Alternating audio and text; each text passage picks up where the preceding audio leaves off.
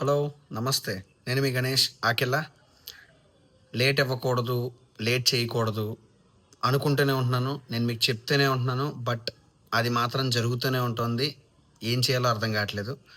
వీడియోలు స్పీడ్‌గా దింపుదాం అనుకుంటున్నాను, కానీ అవ్వట్లేదు. ప్రతి వీడియో టైమ్ టు టైమ్ ఇద్దాం అనుకుంటున్నాను, కానీ అవ్వట్లేదు.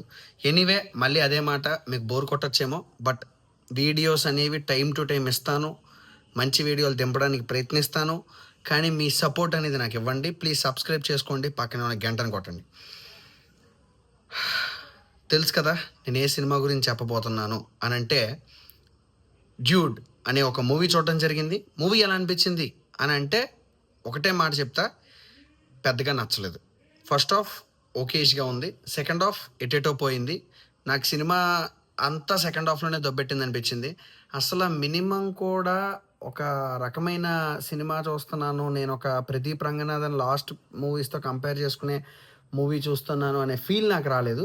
ఎందుకు అనంటే ఏమో నాకు తెలీదు. ఆ తీసుకున్న లైన్ ఎలా ఉందా, లేదంటే రాసుకున్న స్క్రీన్ ప్లే ఎలా ఉందా అనేది అర్థం కాల. మ్యూజిక్ డైరెక్టర్ వచ్చేసరికి సాయి అభయంకర్ అని చెప్పి బాగానే ఇచ్చాడు మ్యూజిక్ అయితే. సాంగ్స్ కూడా బాగానే ఉన్నాయి. బట్ మమితా బైజు యాక్టింగ్ బాగానే ఉంది. Pradeep Ranganathan steal the show. Of course he is a star material. కానీ మూవీ నాకు నచ్చల.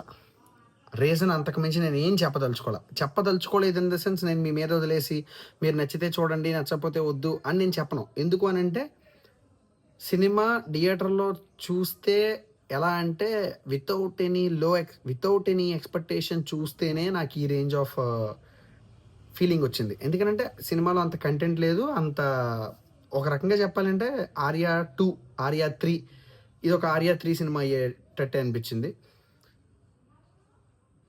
ప్రొడక్షన్ వాల్యూస్లో కూడా మైత్రి మూవీ మేకర్స్ వాళ్ళు బాగానే ఖర్చు పెట్టారు. బట్ సినిమా కంటెంట్ విషయంలో డైరెక్టర్ ఇంకొంచెం శ్రద్ధ తీసుకుని ఉంటే బాగుపడేదేమో అని ఫీలింగ్ వచ్చింది.